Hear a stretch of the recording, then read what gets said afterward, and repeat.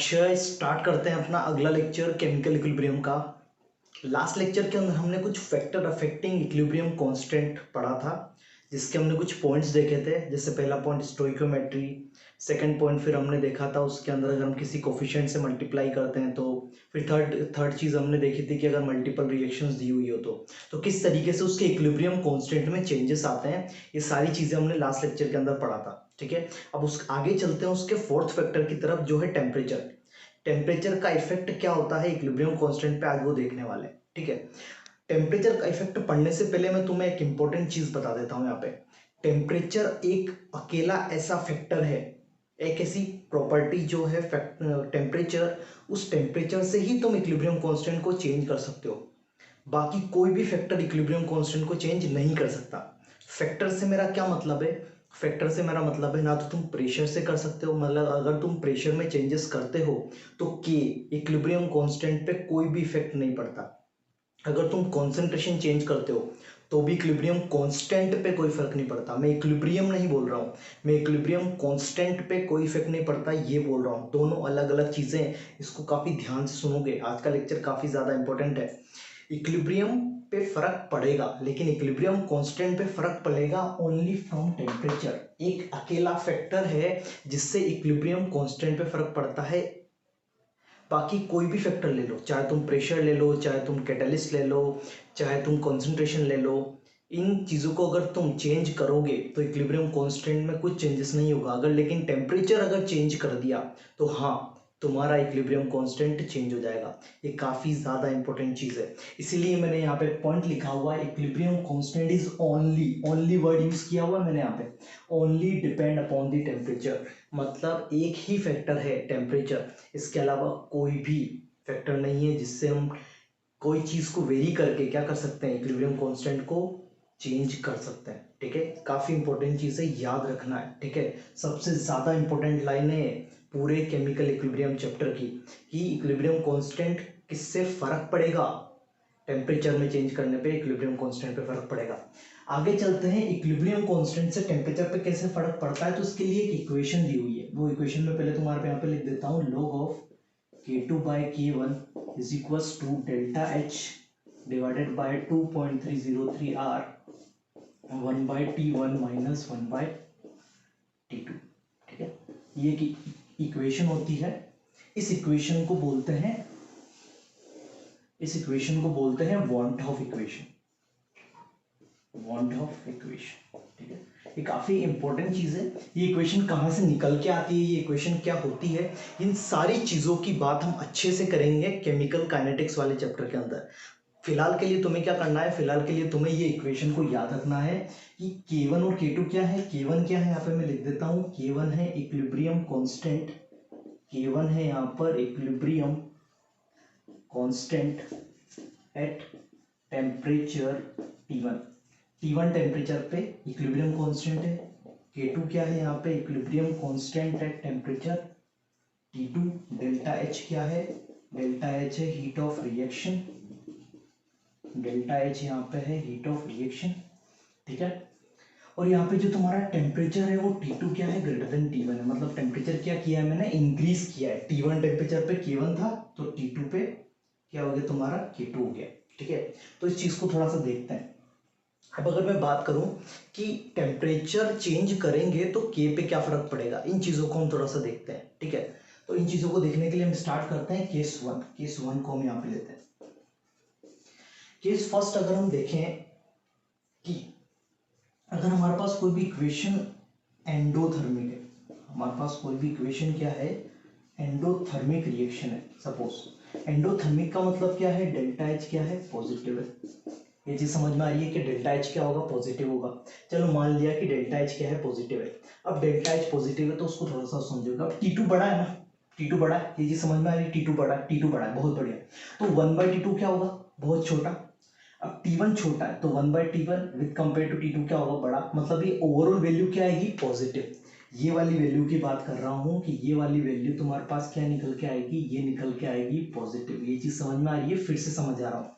T2 क्या है, बड़ा है, तो 1/T2 क्या हो जाएगा, 1/T2 क्या हो जाएगा, 1/T2 तुम्हारे पास हो जाएगा एक छोटी वैल्यू, और ये होगी तुम्हारे पास 1/T1 छोटा है तो ये वैल्यू क्या हो जाएगी बड़ी, ठीक है। तो ये ओवरऑल वैल्यू क्या आएगी पॉजिटिव। ऐसे भी नहीं समझ में आ रहा है तो थोड़ा सा और अच्छे तरीके से समझो इस चीज़ को कि ये चीज़ क्या लिखी हुई है, ये चीज़ लिखी हुई है T1 T2 माइनस T1, ये लिखा हुआ है ना। अब ये वैल्यू तो पॉजिटिव है, T2 माइनस T1 क्या होगा, T2 बड़ा है T1 छोटा है, तो ये वैल्यू भी क्या होगी पॉजिटिव, मतलब ये ओवरऑल वैल्यू क्या होगी पॉजिटिव। तो ये ओवरऑल वैल्यू तुम्हारे पास पॉजिटिव निकल के आ गई, बहुत बढ़िया। आगे चलते हैं। तो अगर डेल्टा एच पॉजिटिव है तो ये वैल्यू भी पॉजिटिव, ये भी पॉजिटिव, तो ये वैल्यू भी क्या होगी पॉजिटिव।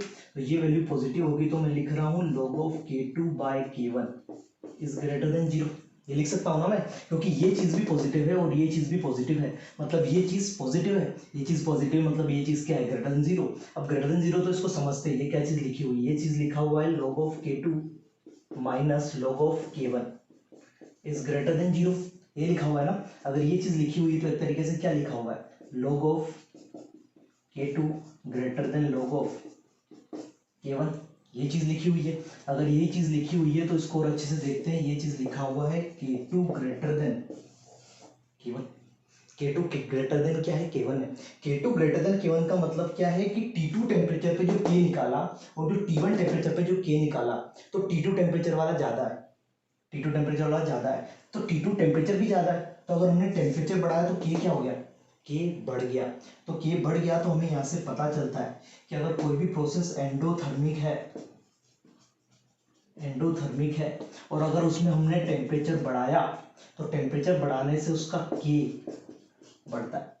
ये चीज़ क्लियर हो रही है क्या, समझा रहा हूँ मैं यहाँ पे, बहुत ज़्यादा इंपॉर्टेंट चीज़ है, अच्छे से कॉन्सेप्ट क्लियर होना चाहिए तुम्हारा। यहाँ पे मैं बोल रहा हूँ फर्स्ट केस के अंदर कि अगर एंडोथर्मिक है तो डेल्टा एच पॉजिटिव है, साथ साथ में ये चीज़ भी क्या है पॉजिटिव है, ये चीज़ पॉजिटिव है तो ये चीज़ भी पॉजिटिव होगी, ये चीज़ पॉजिटिव तो उसको मैं ऐसे लिख सकता हूँ, इसको ऐसे लिख सकता हूँ, तो ये चीज़ यहाँ से निकल के आएगी।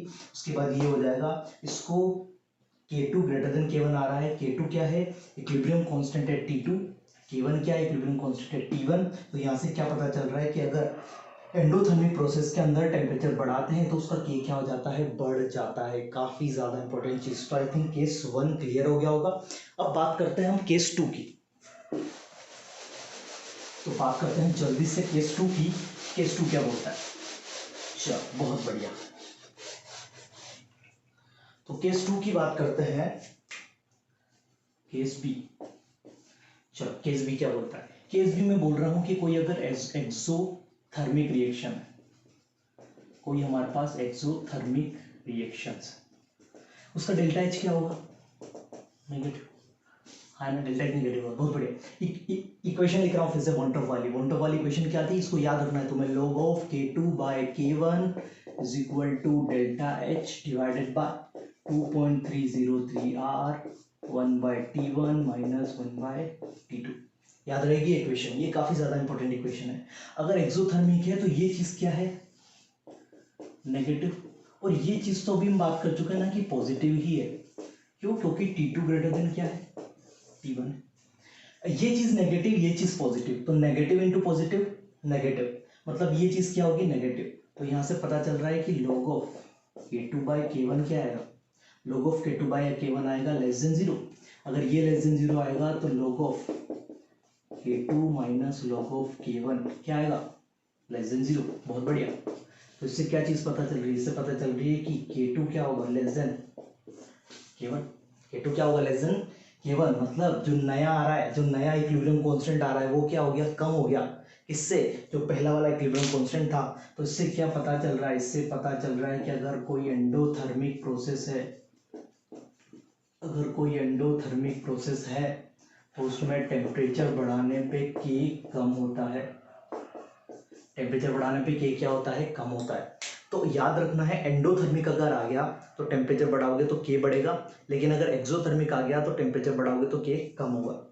केस 3 देखते हैं इसका, केस सी देखते हैं इसका, केस सी क्या होगा, केस सी होगा कि अगर डेल्टा एच ही 0 हो जाए, डेल्टा एच क्या हो जाए 0, डेल्टा एच 0 हो जाएगा तो इसका मतलब क्या है कि log ऑफ K2/K1 क्या हो जाएगा 0, log ऑफ K2/K1 0 आ जाएगा तो इसका क्या मतलब है log of K2 minus log of K1 equal to 0। तो मतलब यहाँ से क्या आ जाएगा तुम पर हमारे पास simple K1 equal to K2, K1 equal to K2 आ गया, मतलब जहाँ पे हीट ऑफ रिएक्शन 0 है वहां पर कोई भी इफेक्ट नहीं पड़ेगा। किसका? टेम्परेचर का। तो अगर तुम टेम्परेचर चाहे बढ़ा दो चाहे तुम टेम्परेचर कम कर दो, वहाँ पे के हमेशा सेम रहेगा। कब? जब delta is equal to zero. चीज़ क्लियर हो रही है? बहुत सिंपल सी चीज़ है। जो टेम्परेचर वाला पूरा कॉन्सेप्ट है ये काफ़ी ज़्यादा इंपॉर्टेंट है। तो तुम्हें जो फॉर्मूला है ये वॉन ऑफ इक्वेशन वाला ये याद रखना है, प्लस तुम्हें एक्सोथर्मिक, एंडोथर्मिक और delta is equal to zero के लिए टेम्परेचर से किस तरीके से के में चीज़ें चेंज होती है ये भी तुम्हें पता होना चाहिए। तो आई थिंक चीज़ें क्लियर होगी। इसके बाद एक और मैं चीज़ें तुम्हें बात करूंगा कि मैंने तुम्हें क्या बताया है कि एक अकेला फैक्टर है टेम्परेचर, जिससे कि तुम्हारा क्या होता है, जिससे कि तुम्हारा इक्विलिब्रियम कांस्टेंट अफेक्ट होता है। इसके अलावा कोई भी फैक्टर नहीं है जिससे तुम्हारा इक्विलिब्रियम कांस्टेंट इफेक्ट होगा। जैसे कि अगर कैटलिस्ट बोल देते तो क्या कैटलिस्ट से इक्विलिब्रियम कांस्टेंट पे कोई फर्क पड़ेगा? तो मैं बोलूँगा कि कोई भी फर्क नहीं पड़ेगा। कैटलिस्ट से इक्विलिब्रियम कांस्टेंट पे कोई भी फर्क नहीं पड़ेगा। क्या कॉन्सेंट्रेशन से पड़ेगा? तो कॉन्सेंट्रेशन से भी कोई भी इक्विलिब्रियम पे फर्क नहीं पड़ेगा। एक और चीज़ कि क्या इनर्ट गैस ऐड करने पे कुछ फर्क पड़ेगा? तो यहाँ पे मैं बोलूँगा कि कुछ फर्क नहीं पड़ेगा। फर्क पड़ेगा तो केवल एक चीज़ से, वो है टेम्परेचर, टेम्परेचर, टेम्परेचर। एक बोल के तीन गिना दिया, लेकिन याद रखना है कि टेम्परेचर से ही इक्विलिब्रियम कांस्टेंट पे फर्क पड़ता है और किसी चीज़ से इक्विलिब्रियम कांस्टेंट पे फर्क नहीं पड़ता। तो अब चलते हैं अपने नए टॉपिक की तरफ, जिसका नाम है application of equilibrium constant. Equilibrium constant की क्या एप्लीकेशन है? इक्विलिब्रियम कांस्टेंट से हम किन किन चीज़ों के बारे में बता सकते हैं, ये बात हम करने वाले हैं। तो इक्विलिब्रियम कांस्टेंट होता क्या है? एक तरीके से अगर इसको सिंपल तरीके से हम समझूं तो के इज इक्वल टू क्या होता है? सिंपल हमारे पास प्रोडक्ट डिवाइडेड बाय रिएक्टेंट, यही होता है ना, कि कुछ और होता है गधड़ों? यही होता है ना, के इज इक्वल टू होता है प्रोडक्ट डिवाइडेड बाय रिएक्टेंट, ये चीज होती है। तो पहले एप्लीकेशन की बात करते हैं कि हमें ये क्या बताता है, क्या बताता है हमें इक्विलिब्रियम कांस्टेंट। तो पहली चीज हमें ये बताता है किसी भी रिएक्टेंट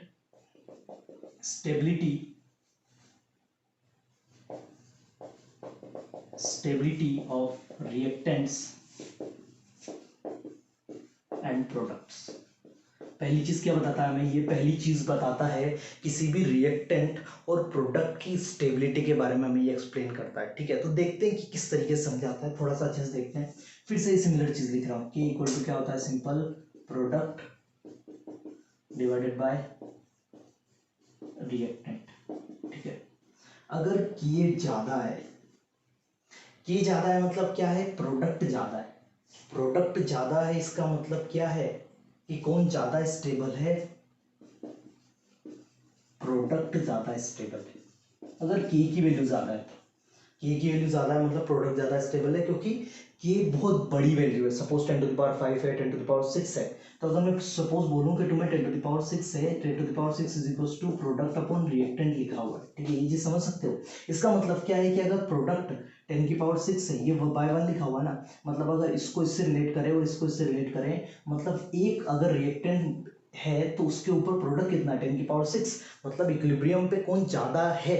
तो ये इसके कंपैरिजन में 10⁶ गुना ज्यादा है। और अगर 10⁶ गुना ज्यादा है, ऑफकोर्स इसका मतलब क्या है कि प्रोडक्ट वहां पे ज्यादा स्टेबल फॉर्म में रहेगा। तो अगर के की वैल्यू ज्यादा होती है तो प्रोडक्ट ज्यादा स्टेबल होता है, अगर के की वैल्यू कम होती है तो वहां पे तुम्हारा रिएक्टेंट ज्यादा स्टेबल होता है। याद रहेगी क्या चीज? सिंपल सी चीज है। तुम्हें क्या चीज याद रखना है? सिंपल कि अगर के की वैल्यू ज्यादा है तो वहां पे प्रोडक्ट ज्यादा स्टेबल रहेगा, और के की वैल्यू कम है तो वहां पर रिएक्टेंट ज्यादा स्टेबल होगा। ठीक है, तो ये चीज तो तुम्हें ठीक है समझ में आ रही है, लेकिन इसको मैं कुछ क्वेश्चंस के थ्रू तुम्हें समझाता हूँ। ठीक है, एक क्वेश्चन मैं तुम्हें देता हूँ यहाँ पे, उस क्वेश्चन के थ्रू तुम्हें समझाता हूँ। तो क्वेश्चन तुम्हारा यहाँ पे ये है कि लिखा हुआ है x2 + O2 से कन्वर्ट हो रहा है 2XO। ठीक है, ये XO है, सॉरी XO, और इसका K1 दिया हुआ है, K1 दिया हुआ है 10। ठीक है, सेकंड क्वेश्चन, सेकंड इक्वेशन इसके अंदर x2 + 2O2 कन्वर्ट हो रहा है तुम्हारे पास 2XO2, इसका K2 दिया हुआ है तुम्हारे पास 100। ठीक है, और पूछा है कि विच ऑक्साइड इज मोर स्टेबल। पूछा है विच ऑक्साइड इज मोर स्टेबल, कौन सा ऑक्साइड मोर स्टेबल। ठीक है, तो ऑक्साइड मोर स्टेबल है, स्टेबल कौन है क्या नहीं है, इसको समझने से पहले ये समझो कि ऑक्साइड होता क्या है।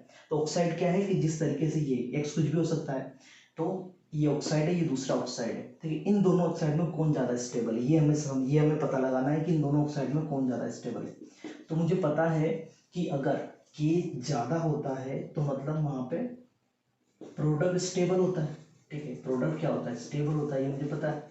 और यहाँ पे प्रोडक्ट ही तो है कौन, ऑक्साइड, तो मुझे प्रोडक्ट की बात करनी है। तो चेक करता हूँ किसका के ज़्यादा है, K2 ज़्यादा है K1 से। तो यहाँ पे अगर K2 ग्रेटर देन K1 है तो कौन ज़्यादा स्टेबल है, ऑफकोर्स XO2 ज़्यादा स्टेबल होगा किससे, XO से। तो ये मुझे क्या मिल गया, ये मुझे मिल गया स्टेबिलिटी का ऑर्डर कि XO2 जो होगा यहाँ पे, ये वाला XO2, ये XO2 है, ठीक है, दिख नहीं रहा होगा बाई चांस, कुछ अंधे लोगों को दिख नहीं रहा होगा ना। तो XO2 जो है वो ज़्यादा स्टेबल है as compared to XO, stability के फॉर्म में। चीज़ समझ में आई है क्या? थोड़ा और आगे चलते हैं, थोड़े और कुछ क्वेश्चंस ट्राई करने की कोशिश करते हैं।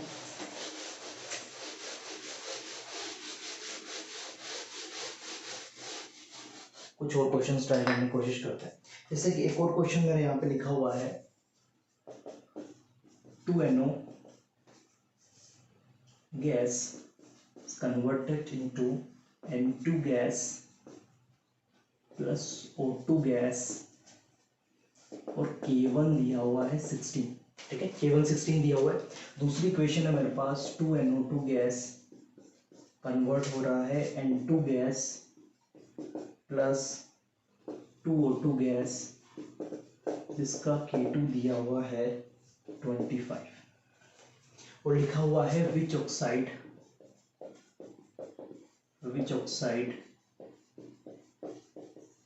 इज मोर स्टेबल, कौन सा ऑक्साइड ज्यादा स्टेबल, ये क्वेश्चन पूछा हुआ है, ठीक है। तो सिमिलर सी वही चीज लगाएंगे, लेकिन ये पहले देखो कि ऑक्साइड किस साइड है, ऑक्साइड रिएक्टेंट साइड है या ऑक्साइड प्रोडक्ट साइड है। तो अगर तुम इस क्वेश्चन के अंदर देखोगे तो तुम्हें रिएक्टेंट साइड ऑक्साइड्स मिलेंगे, ठीक है। तो हमें रिएक्टेंट साइड के करस्पॉन्डिंग देखना है। तो मुझे पता है कि अगर के बढ़ता है तो प्रोडक्ट की स्टेबिलिटी बढ़ती है, अगर के कम होगा तो रिएक्टेंट की स्टेबिलिटी बढ़ेगी, रिएक्टेंट स्टेबल होगा। ये चीज समझ में आ रही है?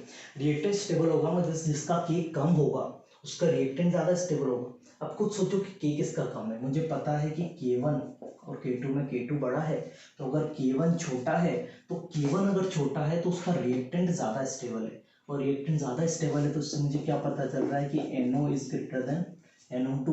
किस बात की बात कर रहा हूँ मैं, स्टेबिलिटी की बात कर रहा हूँ। तो स्टेबिलिटी में NO क्या होगा, NO2 से ज्यादा स्टेबल हो जाएगा। चीज क्लियर है क्या बता रहा हूँ? आगे चले, बहुत बढ़िया। अगला क्वेश्चन देखते हैं। अगला क्वेश्चन अगर हम यहाँ पे देखें, बहुत बढ़िया, अगला क्वेश्चन देखते हैं। लिखा हुआ है विच ऑक्साइड ऑफ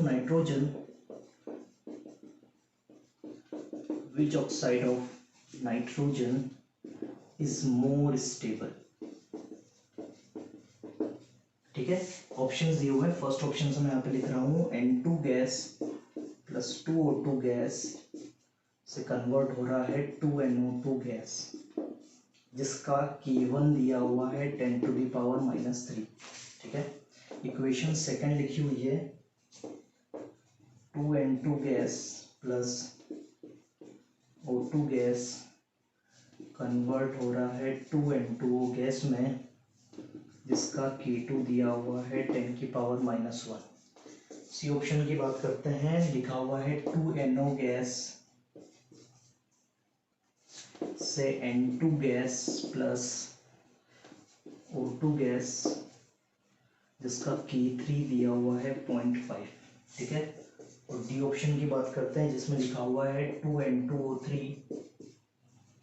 से 2N2 प्लस 3O2 गैस जिसका K4 दिया हुआ है 0.02, ठीक है। ये हमारे पास क्वेश्चन है। इस क्वेश्चन के बारे में हमें ये पूछा है कि इनमें से कौन सा नाइट्रोजन का जो ऑक्साइड है वो ज्यादा स्टेबल होगा, ठीक है। तो मैं यहाँ पे इसका आंसर लिखने की कोशिश करूंगा और उसको समझने की कोशिश करेंगे, ठीक है। अब कुछ सोचो कि पहले क्वेश्चन के अंदर तुम्हारा ऑक्साइड जो है नाइट्रोजन का वो किस साइड है, तो तुमने देखा कि वो प्रोडक्ट साइड है। चलो बहुत बढ़िया, तुमको देखना आता है, इसका मतलब बी इक्वेशन की तरफ देखते हैं। इस इक्वेशन के अंदर भी तो तुम्हारा ऑक्साइड है वो किस साइड है, वो प्रोडक्ट साइड है। बहुत बढ़िया, इसमें भी तुम्हें देखना आता है। जब सी की तरफ गए तो तुमने देखा कि जो ऑक्साइड आ रहा है वो किस साइड आ रहा है, वो ऑक्साइड आ रहा है तुम्हारा किस साइड, रिएक्टेंट साइड। इसी तरीके से जब इक्वेशन डी में देखा तो तुमने क्या देखा, जो ऑक्साइड आ रहा है वो किस साइड आ रहा है, वो भी रिएक्टेंट साइड आ रहा है। तो दोनों रिएक्टेंट साइड आ रहा है। तो मैं क्या करूंगा कि इन चारों इक्वेशन में जो भी मेरा ऑक्साइड है उसको मैं एक तरफ कर लूंगा, या तो मैं क्या कर सकता हूँ, इस प्रोडक्ट वाले को रिएक्टेंट में कन्वर्ट कर दूँ, या फिर मैं इस रिएक्टेंट वाले को प्रोडक्ट में। तो मैं क्या कर रहा हूँ कि ये जो दोनों नीचे वाली इक्वेशन है इसको मैं रिवर्स कर दूंगा ताकि ये किस में चले जाए, प्रोडक्ट में, क्योंकि सब प्रोडक्ट में चले जाएंगे तो मुझे वहां से के में कंपेयर करने में थोड़ी आसानी हो जाएगी। ठीक है, तो मैं COD मतलब थर्ड एंड फोर्थ इक्वेशन को मैं रिवर्स कर रहा हूँ। चलो रिवर्स करके देखते हैं, इसको रिवर्स करते हैं। अब मुझे ये बताओ कि अगर किसी भी इक्वेशन को रिवर्स किया जाता है तो उसके के पे क्या फर्क पड़ता है, उसके के पे क्या फर्क पड़ता है बाबू, के पे क्या फर्क पड़ता है। तो देखते हैं, इक्वेशन को तो पहले रिवर्स करें। N2 प्लस O2 गैस से कन्वर्ट हो रहा है 2NO गैस, बहुत बढ़िया। तो इसका जो नया K3 डैश आएगा वो K3 डैश इसका 0.5 है ना, तो इसका क्या होगा 1/0.5, तो ये होगा तुम्हारे पास 1/0.5, मतलब आंसर क्या हो जाएगा 2। मतलब ये जो इक्वेशन है इसका जो नया इक्विलिब्रियम कांस्टेंट आया वो कितना आया 2। बहुत बढ़िया, आगे चलते हैं, बहुत बढ़िया चल रहे हो तुम।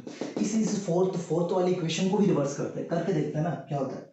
लिखा हुआ है 2N2 gas plus 3O2 gas से कन्वर्ट हो रहा है 2N2O3 गैस से, 2N2O3 गैस। तो इसका जो K4 डैश है वो कितना हो जाएगा 1/0.02, ये हो जाएगा 1/0.02। तो 0.02 के लिए क्या आ जाएगा ये 100, तो ये हो जाएगा तुम्हारे पास 50। तो इसका क्या आ रहा है K4 डैश 50 आ रहा है। अब तुम चेक करोगे तो चारों के चारों जो भी इक्वेशन है उसमें ये भी प्रोडक्ट में आ गया, ये भी प्रोडक्ट में, ये प्रोडक्ट में चला ही गया और ये भी प्रोडक्ट में चला गया, चारों प्रोडक्ट में आ गए। अब मुझे पता है कि जिसका K ज्यादा होगा उसका प्रोडक्ट स्टेबल होगा, है ना। तो देखते हैं किसका K ज्यादा है। तो मुझे क्या पता चल रहा है कि इसका K सबसे ज्यादा है, इसका 10⁻³ है, ये 10⁻³ है। ठीक है, ये 10⁻1 है, ये 2 है और ये 50 है। तो आपको 50 ज्यादा है, 50 ज्यादा मतलब ये ज्यादा स्टेबल है, ये ज्यादा स्टेबल है, तो N2O3 की स्टेबिलिटी सबसे ज्यादा। उसके बाद ये 1/10.1 लिखा हुआ है, नहीं, ये K3 डैश ये वाला सबसे ज्यादा स्टेबल है, मतलब NO ज्यादा स्टेबल है। फिर ये वैल्यू और ये वैल्यू में कौन सी वैल्यू बड़ी है, इन दोनों वैल्यू में कौन सी वैल्यू, आपको ये वैल्यू बड़ी गधड़ों, N2O। तो ये लिखा हुआ है N2O ग्रेटर देन N2O, ये तुम्हारे पास हो गया यहाँ पे, और ये हो गया NO2। तो ये तुम्हारे पास किसका ऑर्डर आ गया, ये तुम्हारे पास स्टेबिलिटी का ऑर्डर आ गया। तो आई थिंक समझ में आ रहा होगा कि किस तरीके से मैं स्टेबिलिटी का ऑर्डर निकालने की कोशिश कर रहा हूँ। सिंपल सा फॉर्मूला लगाना है, के ज़्यादा है मतलब प्रोडक्ट ज़्यादा स्टेबल है, के कम है मतलब रिएक्टेंट ज़्यादा स्टेबल है। तो के में कंपैरिजन करोगे और उनका एक ऑर्डर तुम वहाँ से आसानी से फाइंड आउट कर सकते हो। अब सेकंड चीज़ है हमारी यहाँ पे, जो सेकंड एप्लीकेशन है वो सेकंड एप्लीकेशन है हमारा extent of reaction, extent of reaction. अब एक्सटेंट ऑफ रिएक्शन का क्या मतलब है, थोड़ा सा इसको समझते हैं। जैसे कि हमें पता है कि K इज इक्वल्स टू क्या होता है, K इज इक्वल्स टू होता है प्रोडक्ट की कॉन्सेंट्रेशन डिवाइडेड बाय रिएक्टेंट की कॉन्सेंट्रेशन। ठीक है, ये फॉर्मूला हमें पहले से पता है।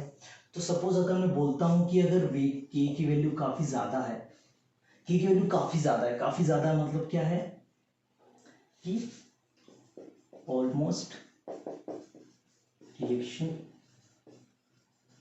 कंप्लीट हो चुकी है। ठीक है, अगर K की वैल्यू काफ़ी ज़्यादा है इसका मतलब क्या, ऑलमोस्ट कंप्लीट हो चुकी है। और अगर K की वैल्यू काफ़ी कम है मतलब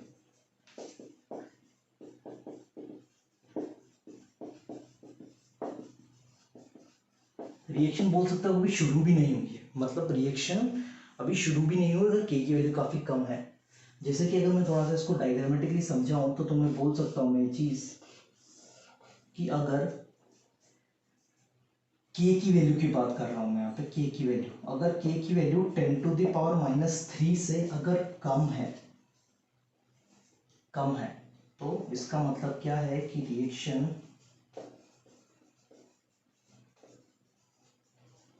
हो सकता है कि रिएक्शन अभी शुरू भी नहीं हुई हो। ठीक है, अगर K की वैल्यू 10⁻³ से कम है इसका मतलब है कि रिएक्शन अभी शुरू भी नहीं हुई है। K की वैल्यू अगर 10⁻³ से ज़्यादा है मतलब रिएक्शन ऑलमोस्ट कंप्लीट हो चुकी है, ऑलमोस्ट कंप्लीट हो चुकी है, इसका ये मतलब है। और अगर इन तीनों के बीच में है यहाँ पे तो बोल सकते हो कि कंपेरेबल है, कंपेरेबल रिएक्टेंट और प्रोडक्ट को मैं कंपेयर कर सकता हूँ। कंपेरेबल है या इसको हम एक इक्विलिब्रियम भी बोल देंगे तो सही लगेगा। ठीक है, कंपेरेबल का मतलब समझ रहे हो? कंपेरेबल का मतलब है कि हाँ कुछ रिएक्टेंट भी है जिसको हम प्रोडक्ट के साथ कंपेयर कर सकते हैं, दोनों कंपाउंड कंपेयर करने लायक है, तो वो इस कंडीशन के अंदर आएगा। लेकिन अगर 10³ से ज़्यादा चला गया इसका मतलब वहाँ पे ओनली प्रोडक्ट ही प्रोडक्ट है, 10³ से कम है इसका मतलब क्या है वहाँ पे रिएक्टेंट ही रिएक्टेंट है। ये चीज़ समझ सकते हो तुम यहाँ से कि अगर के की वैल्यू में 10³ पुट किया तो 10³ पुट किया इसका मतलब क्या मतलब है कि अगर 10³ डिवाइड बाई 1 करता हूँ मैं इज इक्वल टू लिख देता हूँ मैं प्रोडक्ट अपॉन रिएक्टेंट। इसका क्या मतलब है कि अगर एक रिएक्टेंट है तो उस पर प्रोडक्ट कितना है 10³ जो काफ़ी छोटी वैल्यू है। 10³ समझ रहे हो?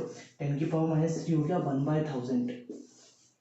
1/1000 का क्या मतलब है कि अगर 1000 रिएक्टेंट लिए तो एक प्रोडक्ट बनेगा। 1000 रिएक्टेंट पे एक प्रोडक्ट है मतलब उस चीज़ को हम नेग्लिजिबल कर सकते हैं। और उसके पीछे अगर और वैल्यू जाती जाएगी मतलब वहाँ पे ऑलमोस्ट ओनली रिएक्टेंट ही प्रेजेंट है, मतलब वहाँ पे अभी रिएक्शन स्टार्ट भी नहीं हुई है। 10³ ले लिया तो 10³ ले लो, 10³ से क्या हो जाएगा प्रोडक्ट अपॉन रिएक्टेंट हो जाएगा।